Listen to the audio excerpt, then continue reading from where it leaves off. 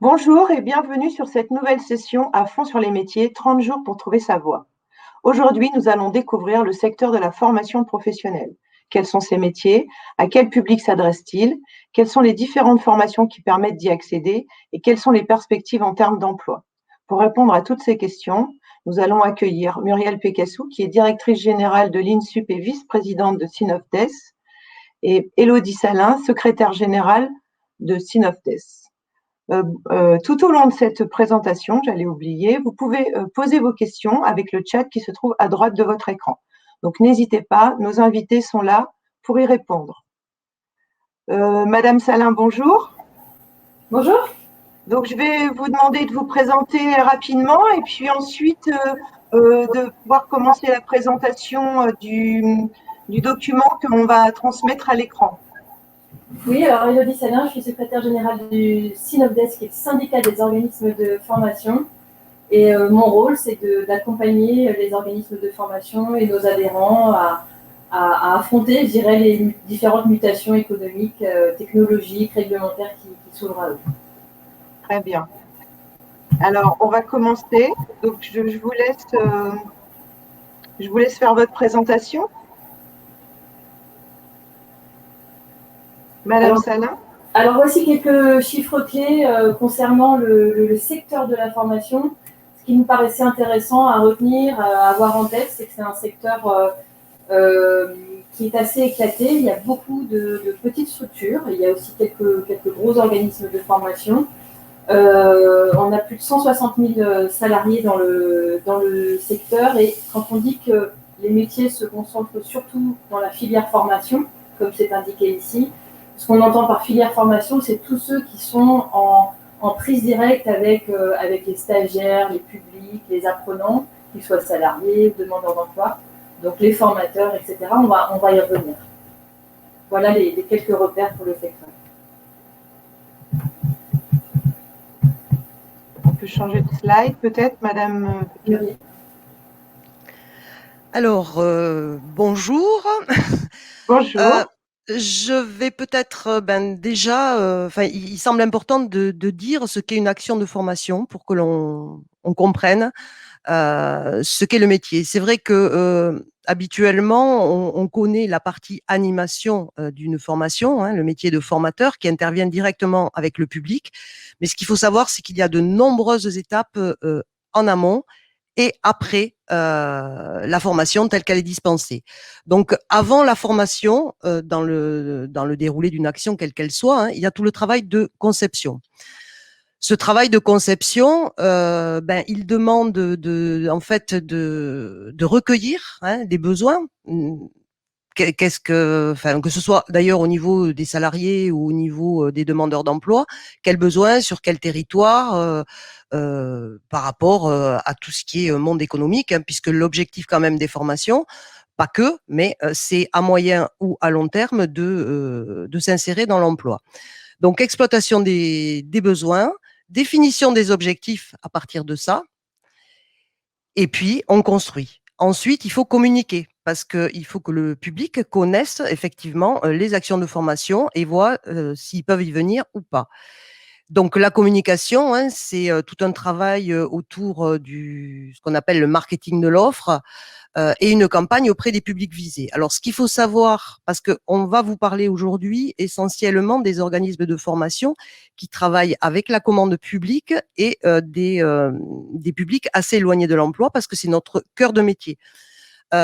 Donc nous sommes soumis en fait par rapport à l'entrée en formation à des réunions d'information collective où les personnes qui peuvent être intéressées par les formations que l'on propose sont envoyées par des conseillers en évolution professionnelle, quels qu'ils soient, notamment les missions locales, Pôle emploi, etc. Donc c'est tout un travail de marketing là aussi, puisqu'il faut organiser ces réunions, présenter les actions de formation.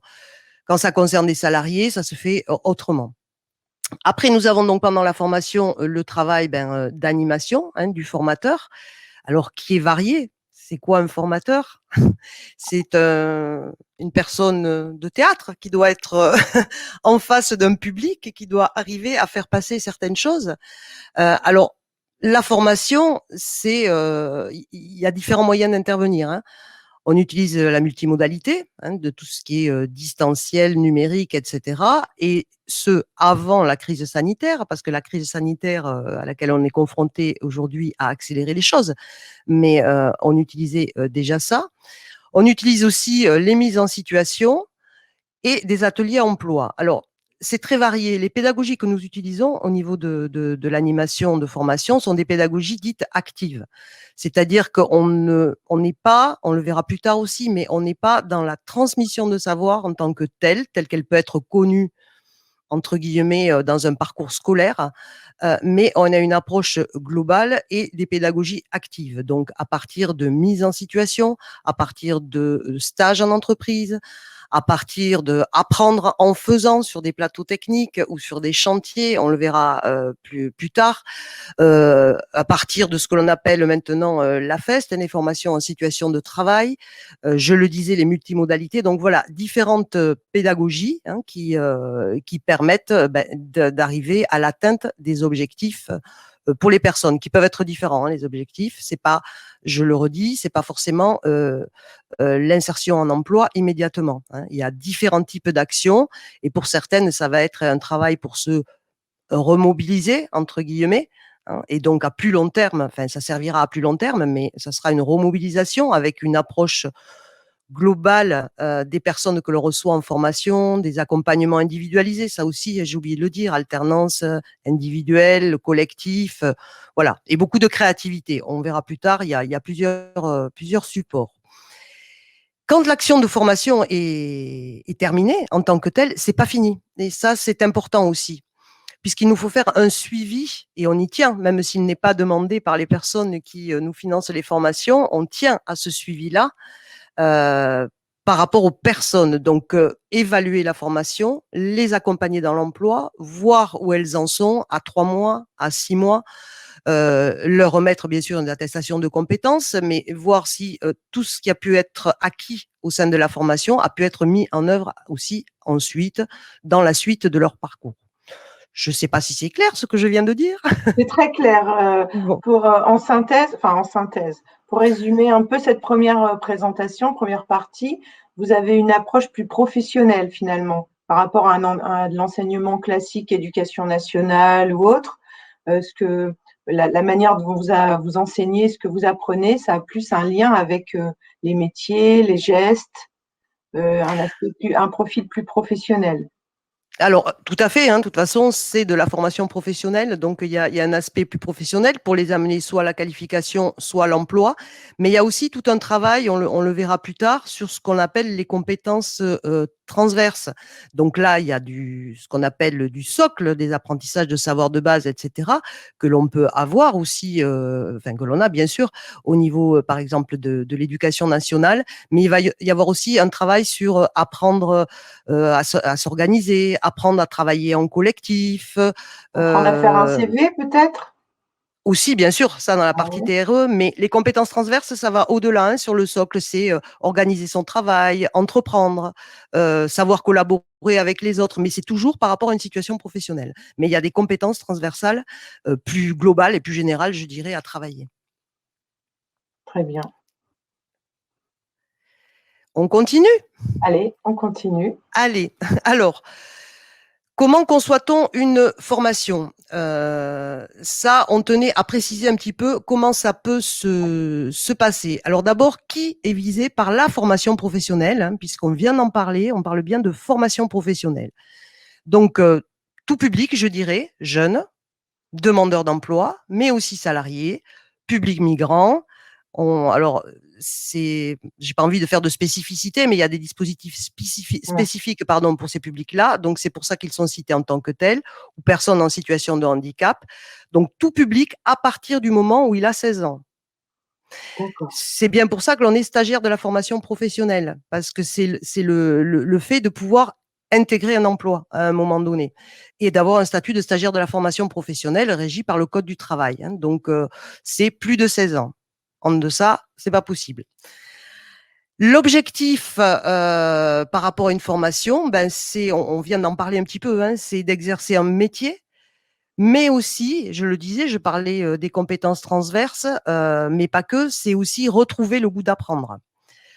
Notamment dans les formations que nous dispensons, nous avons beaucoup de publics qui sont en rupture, qui ont quitté l'école assez tôt, soit en situation d'échec, soit un peu rebelles par rapport aux apprentissages, etc. Et l'objectif, c'est tout d'abord de leur redonner le goût d'apprendre et de maîtriser les savoirs fondamentaux, puis ensuite toutes les compétences transverses dont ils ont besoin. Et après, on va vers l'exercice, une orientation professionnelle aussi, et l'exercice d'un métier. Donc voilà, ça c'est vraiment la base et notre cœur de métier. Donc pour ce faire, hein, il nous faut définir précisément avec les personnes les compétences à acquérir et à développer. Ça c'est important. À chaque fois que l'on reçoit des personnes, il y a tout un travail de positionnement pour définir avec chacun, même s'ils sont au sein d'un groupe, mais c'est vraiment individualisé, les compétences à acquérir ou à développer. Ensuite, on va définir à partir de ça les ressources qu'il faut leur mettre à disposition. On pourrait dire une espèce de boîte à outils par rapport à ce que l'on fait pour qu'ils mènent à bien leur projet. Construire les parcours de formation, donc en mixant les modalités pédagogiques que l'on peut mettre en place avec les publics, donc je le disais tout à l'heure, hein, présentiel ou à distance, ou les deux, ce que l'on appelle synchrone ou asynchrone, hein, et individuel ou collectif, donc des temps très différents, des manières d'intervenir très différentes. Et puis on construit le scénario et la progression pédagogique par rapport à eux, et on doit concevoir aussi, bien sûr, les modalités d'évaluation. Par rapport aux interventions, peut-être Élodie, en distanciel et à ce qui se passe actuellement, peut-être que tu peux dire 2 mots de plus? Oui, aujourd'hui, il y a une évolution très très forte, effectivement, des modalités pédagogiques qui peuvent être proposées à des apprenants. Quand on dit synchrone et asynchrone, c'est qu'aujourd'hui, le synchrone, c'est-à-dire c'est en direct, à un moment donné, le formateur ou un accompagnant, peu importe, peut intervenir soit auprès d'un groupe d'apprenants, soit auprès d'un apprenant en direct. Mais on est de plus en plus aussi, par des systèmes de messagerie, d'espaces collaboratifs, on a aussi des modalités qu'on dit asynchrones, c'est-à-dire qu'à tout moment, finalement, les apprenants peuvent poser des questions, demander des ressources supplémentaires, etc. Et là, il peut y avoir un accompagnement qui ne va pas se faire en direct, mais qui va se faire à date régulière, par exemple. L'individuel et le collectif, de la même façon, on a de plus en plus de temps différents entre individuel et collectif. Là où peut-être, il y a quelques années, le collectif était vraiment la modalité majeure, voire exclusive. Aujourd'hui, une équipe pédagogique, ce sont un ou plusieurs formateurs, mais aussi des coachs, des accompagnants socio-professionnels. Et on est de plus en plus amené à individualiser ces accompagnements. Donc, c'est intéressant pour les... Autant le collectif est très intéressant pour, comme l'a dit Muriel, pour de la mise en situation, de l'émulation collective, du partage. La grande différence peut-être avec l'école, c'est que dans un organisme de formation professionnelle, on a le droit de travailler en groupe. Et on a le droit de faire des erreurs. Et c'est ce travail en groupe qui est extrêmement intéressant pour faire aussi, pour développer en fait des compétences. Mais l'individualisation du parcours, ça permet justement de bien prendre en compte les difficultés de la personne et de vraiment d'adapter les solutions, les mises en situation qu'on va lui proposer. Voilà. Ce qui veut dire que sur un même groupe, on peut avoir des moments où on se retrouve avec des moments collectifs et des moments individuels, avec des entretiens individuels qui sont adaptés en fonction des besoins. Donc, certains pourraient avoir plus d'entretiens que d'autres en fonction des demandes et des besoins de chaque personne. Complètement. Par exemple, sur l'accompagnement socio-professionnel, on peut avoir dans un groupe des personnes qui n'ont pas d'expérience professionnelle antérieure, donc qui vont avoir besoin d'un accompagnement très fort pour comprendre les réalités de l'entreprise, les attentes lors d'un entretien de recrutement, parce que vraiment, c'est inconnu pour eux. Et puis, il peut y avoir des personnes qui, elles, ont déjà exercé une activité, qui savent déjà finalement comment se déroule un entretien. Donc, du coup, l'accompagnement sur les ateliers de recherche d'emploi, on va plutôt les mener avec les personnes qui en ont besoin, par exemple. Très bien. Après, juste si je peux rajouter, parce que ça, on l'a pas mis dans notre déroulé, mais bien sûr, ça vient au fur et à mesure. Nous accueillons différents types de publics sur les mêmes actions et c'est intergénérationnel. Et on s'appuie aussi beaucoup sur le partage entre les personnes, se grandir de l'expérience des autres et des questionnements des uns et des autres. Et ça, c'est vraiment très intéressant au niveau de ce que l'on peut mettre en place. Voilà. Alors, pour continuer, on voulait quand même présenter l'ensemble des métiers parce que notre profession est en pleine mutation et il y a d'autres types de métiers qui apparaissent aujourd'hui, enfin, certains existaient déjà, mais d'autres apparaissent aujourd'hui pour vous faire comprendre quel type de métier on peut trouver dans notre secteur professionnel. Et pour ça, je vais changer de diapo et laisser la parole à Élodie. Oui, en gros, il y a 3 familles de métiers. Alors, je vais commencer par la fin. Les métiers support, c'est ceux qu'on va retrouver dans tout type d'entreprise, pour peu qu'elle ait une certaine taille. Donc là, on va retrouver des métiers classiques sur l'administratif, la logistique, des informaticiens ou en tout cas des responsables des systèmes d'information, des directeurs, comme Muriel ici présente, et puis des managers intermédiaires, des responsables formation, des responsables de pôle multimédia, des responsables RH. Donc voilà, donc ça c'est assez classique. Peut-être ce qu'il est moins sur ces métiers support, c'est qu'on a des fonctions administratives assez fortes en organisme de formation, parce qu'on a vraiment, comme le disait Muriel, le financement des formations, il se fait souvent par les services publics, en fait, pour faire simple et court.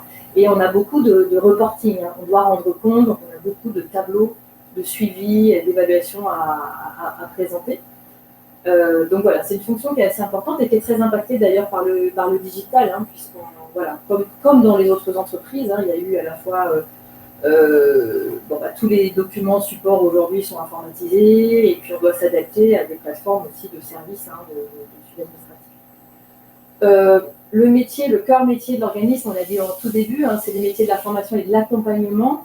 Là, c'est là, dans cette famille-là, qu'on va avoir des formateurs, des ingénieurs pédagogiques. Muriel vient d'expliquer comment on conçoit une formation, un parcours. Concevoir une formation, c'est bien décider à un moment donné de ce qui va être individuel, collectif, de ce qui va être à distance, pas à distance. Et du coup, ces fonctions d'ingénierie de parcours sont de plus en plus importantes dans les organismes de formation, notamment avec l'impact les nouvelles technologies du digital. Beaucoup d'organismes de formation ont des plateformes d'apprentissage en ligne. Certains ont des studios pour concevoir des capsules vidéo, des capsules audio. Voilà. Beaucoup internalisent aussi leurs solutions techniques. Donc, ces fonctions d'ingénierie, mais aussi les fonctions finalement liées au multimédia, sont de plus en plus importantes dans les organismes de formation. Et puis les métiers du développement, là aussi, alors un organisme de formation doit être en capacité, bien sûr, d'informer le plus précisément possible sur les formations qu'il propose. C'est très important. C'est pas facile quand on est demandeur d'emploi, salarié, de se repérer. Donc c'est très important que les personnes puissent tout de suite identifier si la formation elle correspond en fait à leurs besoins, à ce qu'ils veulent. Et puis là aussi, le digital impacte cette famille de métiers. Aujourd'hui, un organisme de formation, quand il souhaite se mettre en visibilité, il s'appuie sur les réseaux sociaux.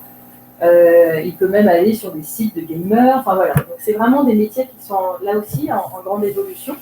Alors le Covid a évidemment amplifié ça, puisqu'il a fallu communiquer, informer à travers des nouveaux canaux en fait.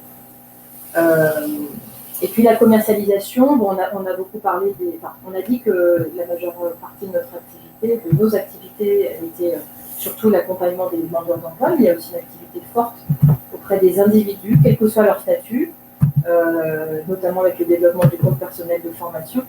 Donc voilà, il y a bien des métiers aussi dans nos organismes de formation qui sont consacrés à la commercialisation, au développement, au lien avec l'entreprise. L'entreprise est à la fois client et partenaire en général.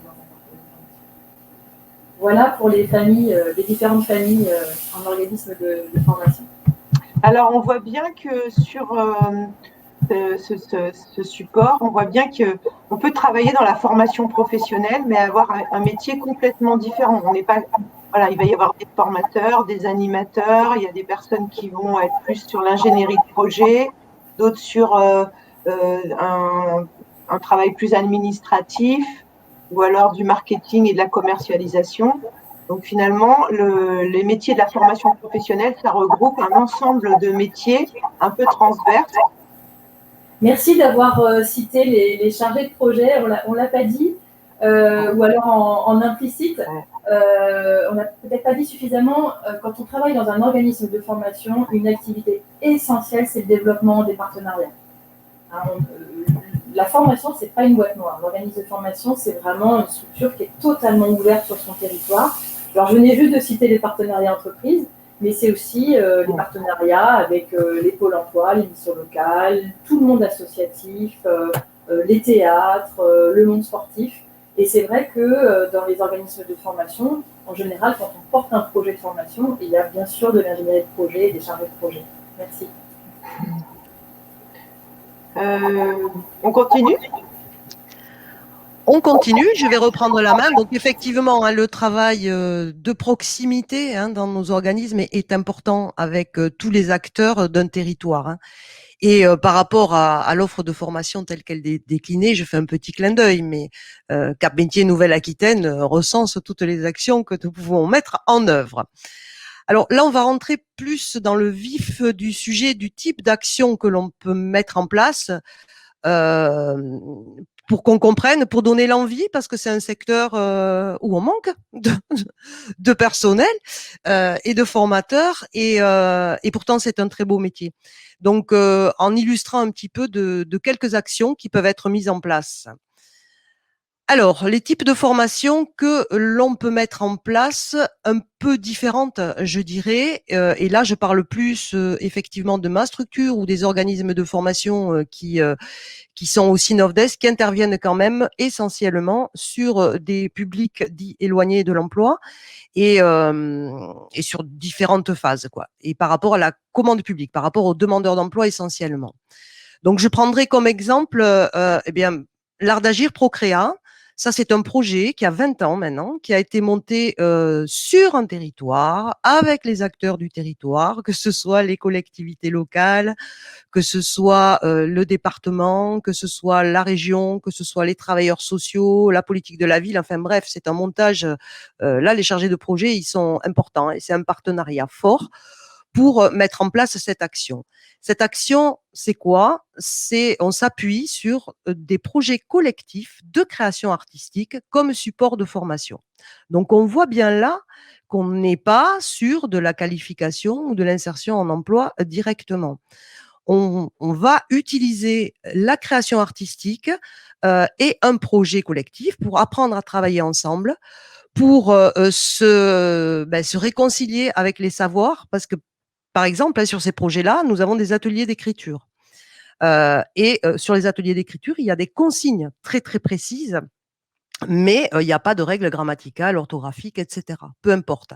Et souvent, alors ça s'adresse, pour être très clair, à des jeunes, 16-25 ans, et c'est surtout des 16-18 qui viennent, des quartiers prioritaires politiques de la ville, mais pas que, en décrochage scolaire. Et c'est vrai qu'ils tiennent pas trop, enfin, derrière une table, c'est pas la peine. Hein.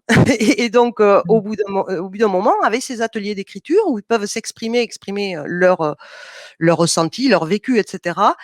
Eh bien, comme l'objectif, c'est de faire un ouvrage collectif que l'on présentera sur la scène sociale, parce qu'il est excessivement important de présenter ce qu'ils ont fait sur la scène sociale pour valoriser leur travail et qui est magnifique à chaque fois. Là, en bas du slide, on voit 20 ans de projet collectif. Il y a eu des fresques de fête, des livres, mais il y a toujours l'objet livre parce que quelque part, c'est ceux qui leur envoyaient leur échec scolaire. Et on leur a demandé s'ils voulaient faire en numérique à un moment donné. Ils ont dit non.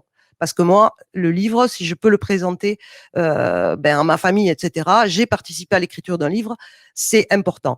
Donc, le but, c'est de valoriser. Et à partir du moment, sur les ateliers d'écriture, où ils comprennent que là, ça va pas au niveau grammatical, etc., je dis pas que ça marche à tous les coups, mais quand même très souvent, eh ben ils se posent et puis ils nous disent, eh ben là, il va peut-être falloir travailler entre guillemets le français parce que c'est pas ça. Et donc là, on arrive à passer à d'autres choses. Pourquoi la création artistique aussi? Parce que il y a une démarche dans la création artistique qui est la même que celle que l'on met en œuvre dans la construction d'un projet personnel et professionnel. Donc le but, c'est de faire des passerelles entre ce que l'on fait en collectif et ce que l'on crée avec tout ce que l'on peut mettre, alors avec les savoirs, mais avec tout ce que l'on peut mettre en place au niveau d'un projet personnel et professionnel.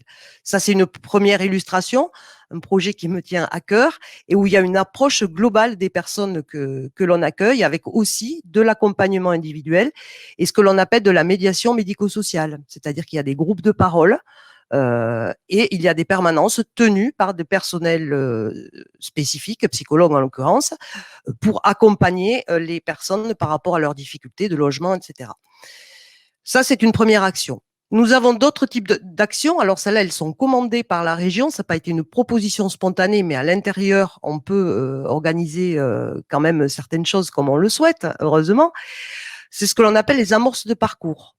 Donc, les amorces de parcours, là, on est vraiment dans un travail d'orientation. Mais l'orientation, elle va se faire en ayant des immersions en entreprise, de la connaissance sur des plateaux techniques, etc., pour arriver à se poser et à mettre en place un parcours. Donc, ce n'est que l'amorce de parcours. Alors là, c'est dommage, on n'avait pas le temps aujourd'hui, mais peut-être dans ce qui vous sera fourni, il y a des liens avec des jeunes et moins jeunes, je ne sais pas pourquoi on dit les jeunes, la première action c'était les jeunes, mais jeunes et moins jeunes, demandeurs d'emploi, qui expliquent leur vécu sur Amorce de parcours. Si vous y avez accès, c'est intéressant parce que c'est eux enfin c'est intéressant d'entendre leur vécu de ces actions-là, voilà, qui leur ont permis de découvrir et de s'orienter, et de découvrir vraiment le métier qu'ils voulaient faire. Ce qu'on fera peut-être, excusez-moi, c'est qu'on enverra le premier PowerPoint que vous nous aviez fourni, qui était plus important avec les témoignages des jeunes. On l'enverra aux personnes qui sont connectées aujourd'hui, dont les adresses mail apparaissent. D'accord, tout à fait, avec plaisir, parce que ils pourront avoir accès aussi à ces témoignages-là. C'était trop long autrement, sous forme de vidéos réalisées par les stagiaires eux-mêmes. Oui, parce que le temps passe. Oui, tout à fait. Alors ensuite, nous avons les chantiers formation. Ça, c'est un excellent dispositif où on apprend en faisant. Le principe d'un chantier formation, c'est là aussi, sur un territoire, de se mettre d'accord avec des partenaires et des collectivités locales sur un chantier que l'on va mener qui a un intérêt général. Il faut vraiment qu'il ait un intérêt général. À ce moment-là, je vais très très vite. Les personnes qui viennent vont réaliser. Alors, il y a eu tout un tas de chantiers. Là, actuellement, il y en a un qui était très intéressant sur le Pays Basque. C'est la réalisation de jardins partagés. Donc, ils apprennent des métiers et ils se qualifient au moins sur un premier niveau. Et ils n'ont pas peut-être une qualification entière, mais en faisant et avec quelque chose aussi, avec un chantier qui est valorisé et qui les valorise au niveau de leur commune. C'est vraiment apprendre en faisant, là. Il y a aussi tout un travail d'accompagnement, mais ça systématiquement sur toutes nos formations. Et puis ensuite, vous avez des parcours métiers. Alors là, c'est le gros aussi de tous les organismes, où on va amener des personnes à valider un titre professionnel, donc une qualification ou un certificat de compétences, avec des périodes sur des plateaux techniques, enfin toutes les modalités dont on parlait tout à l'heure, les immersions en entreprise qui sont essentielles et l'accompagnement à l'emploi par rapport à ça. J'essaie d'aller plus vite. Non, non, mais c'est très intéressant. On voit que la formation, c'est aussi un accompagnement plus global sur certaines actions qui met quand même l'humain au cœur du projet. On est vraiment sur, bien sûr, de l'acquisition de compétences, de la remise à niveau, mais aussi, vous avez évoqué tout à l'heure, l'accompagnement un peu social, voilà, qui va avec finalement, parce que retrouver un emploi ou retrouver les chemins de la formation professionnelle, ça veut dire aussi peut-être avoir réglé avant des problèmes périphériques qui peuvent être le logement. Donc, c'est très intéressant. Oui. Ouais, c'est une approche globale de l'individu, tout à fait. Et en partenariat, hein, chacun sur son champ de compétences, mais Voilà. on a des partenariats forts avec des spécialistes du logement, par exemple, parce que nous, on n'est Mmh. pas en capacité, mais ces partenariats-là, pardon, sont importants. Donc, ça va m'amener tout droit à dire pourquoi travailler ou pas dans un organisme de formation. Eh bien, déjà, je crois que travailler dans un organisme de formation, c'est avoir un métier qui a du sens. Parce que le contact avec le public, hein, effectivement, il permet de donner une finalité, de donner, c'est gratifiant, de donner l'envie de se lever tous les jours, etc. C'est vraiment donner du sens à son travail. C'est vivant parce qu'il y a souvent des aléas. Hein, ça se déroule pas toujours comme il faut. Il y a toujours quelque chose d'imprévu. On s'ennuie pas et il faut qu'on règle tout en fait. Hein. Donc on n'est pas dans un système où on applique. Là, on règle tout. Hein. Donc on est amené. Voilà, il y en a un qui est malade, il faut le remplacer. Il y a un stagiaire qui est pas bien ou qui voilà, il faut faire de la médiation. Vraiment, on a des aléas, mais on s'ennuie pas. Par contre, c'est un métier où il faut gérer la frustration parce que c'est un métier effectivement d'engagement. Vous venez de le dire, de travail avec l'humain où on met du sens, où on met, je sais pas s'il faut utiliser ce terme-là, mais en fait c'est ça. Il y a des valeurs derrière, fortes, hein, parce qu'on souhaite que chacun ait sa place dans la société. Et c'est bien ça notre intervention, quel que soit le niveau, c'est amener les personnes à être des citoyens à part entière et pas entièrement à part. Et Voilà, acteurs de leur propre devenir. tout à fait. Mais il faut quand même savoir prendre du recul. Hein. On peut donner des repères, des outils, accompagner, mais si on rentre trop, ben, comme tous les métiers de la relation, du travail social, etc., il faut savoir prendre une certaine distance parce que voilà, on est là pour apporter certaines choses et on n'est pas là pour sauver le monde en même temps, quoi. Hein. C'est un métier qui demande de la coopération. Hein, parce que former et accompagner, c'est être en lien avec les apprenants. Et je vais tout de suite à ce qu'il y a en dessous parce que c'est un métier qui permet d'apprendre en continu. Parce que en travaillant sur la formation et en intervenant en tant que formateur, on apprend énormément de ce que nous envoient les stagiaires aussi. Et donc ça, c'est un échange permanent qui est important. Et puis, ça permet de développer sa créativité parce qu'on est quand même, il y a des exigences, il y a des cadres, bien sûr, mais on est quand même libre de la conception de la séquence telle qu'on la souhaite. Donc, ça fait partie, là c'était sur un projet, pas sur une séquence de formation, mais voilà, on peut proposer, type l'art d'agir, la création comme support. Donc voilà, on peut être force de proposition. Par contre, on l'a pas mis là, mais c'est vrai que qu'est-ce qui peut, il peut y avoir des moins quand même. Il faut être clair, il faut le dire. Je crois que la difficulté, c'est le stress au travail par rapport à cette profession, parce que c'est prenant, c'est un métier qui est prenant et on s'arrête pas et on peut pas s'arrêter comme ça.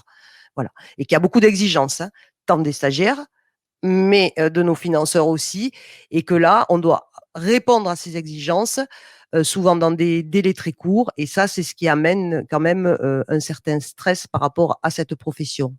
Mais il y a tellement de choses intéressantes à côté, la diversité des missions, des publics, la contribution à la lutte contre les exclusions, la possibilité d'amener les personnes à développer leur pouvoir d'agir, que le sens l'emporte sur le stress. C'est bien. Et il faut. Oui, oui, tout à fait. On peut dire que c'est un métier où savoir prendre effectivement du recul et en même temps, il faut avoir une certaine forme d'empathie. Ah oui, absolument. Ah oui, tout à fait. Tout à fait. Il faut être en capacité, il faut avoir de l'empathie. Si on n'en a pas, là, je crois qu'il vaut mieux pas aller sur cette Voilà. profession-là. C'est très clair. Donc, ça permet de dire un petit peu dans la vraie vie et dans nos structures d'où viennent les salariés. Hein. Alors, il y a de la professionnalisation parce que c'est un métier qui est pas si vieux que ça, en fait. Hein. Ça s'est construit au fur et à mesure. Et donc, au départ, il n'y avait pas la profession de formateur en tant que telle. Hein. Donc, on a beaucoup dans nos équipes, et puis parce qu'il y en a besoin aussi, hein, de salariés qui ont eu des expériences en face à face avec des publics qui viennent de l'animation socioculturelle, des éducateurs, des travailleurs sociaux, des psychologues du travail. Il y a aussi des psychologues cliniciens d'ailleurs. Voilà, beaucoup de profils. Alors, ce sont les plus anciens souvent, mais qui viennent de ces métiers-là. Et il y en a toujours. Parce que vous avez vu les actions que l'on mène, les animateurs socioculturels ont toute leur place. Alors après, bien sûr, hein, il faut compléter sa formation par rapport à des compétences spécifiques en pédagogie. Il ne faut pas l'oublier, hein, parce qu'on est avant tout là-dessus. Ouais. Mais il y a cette base-là. Est-ce qu'on peut avoir aussi, on peut retrouver comme type de profil des anciens professionnels, par exemple, Tout à fait. qui décident de se reconvertir pour pouvoir transmettre leur savoir d'une manière, je dirais, un peu, entre guillemets, sociale, dans le sens où de transmettre à des gens qui ont envie de faire le même métier ou qui cherchent une voie professionnelle. Alors, tout à fait. Ça, c'est bien l'expérience dans un métier. On a beaucoup de profils de formateurs, notamment des formateurs techniques sur des actions qualifiantes par rapport à un métier qui viennent de ce secteur professionnel-là et qui, à un moment donné, ont eu envie de passer à autre chose. Donc, il y a beaucoup de reconversions et se sont formés quand même à la pédagogie et viennent transmettre leur connaissance du métier. Ça, il y en a énormément. On a beaucoup, dans ce cadre-là, de profils qui viennent du commerce, alors qu'ils ne vont pas intervenir forcément sur des actions commerce, mais le commerce, c'est aussi une mise en avant par rapport aux autres, et qui, à un moment donné, en ont marre et ont envie de se reconvertir. Il y a beaucoup de ce type de profil aussi. Donc ça, tout à fait. Après, il y a les cursus, on en parlera ensuite, mais dédiés à la formation et au métier de la formation ou du conseil en insertion professionnelle. Et puis, bien sûr, tous les cursus sur les formations multimédia, marketing, etc., par rapport aux différents profils dont on parlait tout à l'heure. Voilà un petit peu sur d'où viennent les salariés. Et je vais laisser peut-être la parole à Élodie pour expliquer plus les principaux cursus de formation. Oui, alors on a différents types de formations. Là, c'est pas exhaustif, hein. Il y en a bien d'autres. On a essayé de donner des repères à travers cette slide. Donc, il y a les types professionnels du ministère de l'Emploi qui sont mis en œuvre par différents organismes de formation agréés. Et là, il y a deux cursus essentiellement. Il y a ce qu'on appelle formateur professionnel pour adultes. Et c'est ce que disait Muriel, là, souvent, c'est un peu la deuxième famille qu'on vient d'évoquer. C'est des personnes qui ont acquis une expérience dans une activité professionnelle, un métier, et là, qui vont vraiment se former à la pédagogie, entre autres.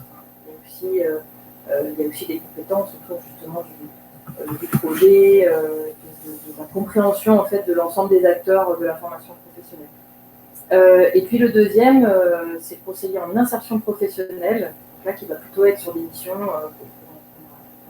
signaler d'accompagnement socio-professionnel. Il y a aussi les universités proposent également des cursus donc de différents niveaux, en gros de niveau 3 à 1. Donc on va retrouver ici, de plus en plus, c'est ce que je disais tout à l'heure, de plus en plus de cursus liés à la conception des ingénieries de parcours, avec cette introduction. Donc, on observe depuis quelques années de modules complètement dédiés en fait, au multimédia, au digital, en fait, avec la maîtrise de tous ces nouveaux outils qui arrivent sur le marché en continu. En fait. Donc voilà, on retrouve un peu les trois grandes familles de métiers dans ce qui est proposé par les universités. Formateur pour adultes, responsable de formation, donc tout le management qui a une part croissante aussi, enfin, qui croît, le métier de responsable croît dans les organismes de formation depuis quelques années. Et on le redit ici, aujourd'hui, on a vraiment une tension sur les métiers de la formation et notamment formateurs. On a vraiment des forts besoins de recrutement. Voilà. Très bien, écoutez, je vous remercie. Est-ce que Madame Picasso, vous voulez rajouter quelque chose ? Non, mais je crois qu'on a enlevé, donc on fera passer le PowerPoint, donc c'est important parce qu'on avait un peu illustré de parcours. C'est vrai que la formation, on est sensible quand même au parcours des personnes que l'on accompagne, mais aussi à des parcours en interne. Et il se trouve qu'on a des exemples de personnes qui sont venues d'abord en formation chez nous et après qui ont souhaité faire formateur et qui ont des parcours intéressants comme ça ou en VAE. Et je crois que c'est ça, c'est vraiment Cette profession, elle est belle parce que c'est donner le pouvoir d'agir aux personnes et les accompagner pour qu'elles prennent place dans la société et qu'elles s'épanouissent. Voilà. Donc, je le redis, c'est un beau métier, même s'il est stressant. Très bien. Oui, c'est vrai que vous avez évoqué la VAE, donc c'est aussi peut-être par rapport à l'expérience professionnelle, des choses qu'on peut valider par le biais de la validation des acquis de l'expérience. Et j'ai une question aussi, est-ce que ce sont des métiers qu'on peut apprendre en alternance?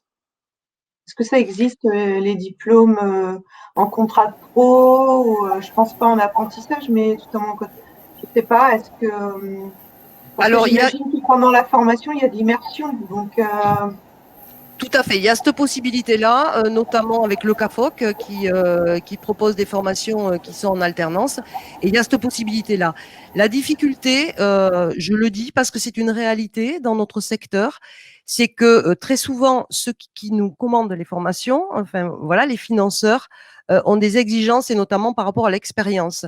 Et je trouve ça dommage parce qu'on a du mal à pouvoir mettre tout de suite des jeunes. Et moi, je le souhaiterais en assurant un tutorat, hein, mais sur le terrain. Voilà, ça c'est un peu la difficulté que l'on a actuellement. On le dit et on le redit parce que s'il y a un tutorat, c'est très intéressant d'avoir des jeunes à nos oui, côtés.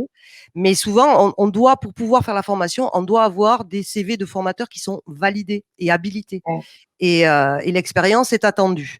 Donc, on travaille à ça, mais oui, effectivement, il y a des contrats professionnels. Hein. très bien. Sur les Alors métiers j'ai une question. Allez-y, je vous écoute, madame.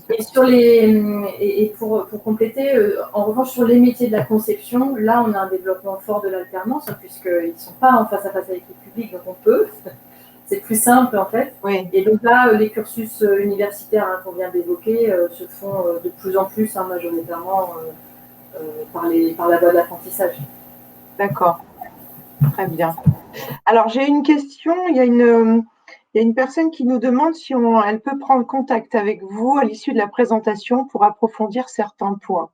Alors elle dit par LinkedIn peut-être. Donc je ne sais pas, est-ce qu'on peut vous trouver sur LinkedIn ou est-ce que on peut donner peut-être les références du site ou Muriel, moi je suis sur LinkedIn, il n'y a aucun souci. Et Muriel? Alors moi, je suis vilaine, je suis pas sur LinkedIn. J'avais coupé à un moment donné.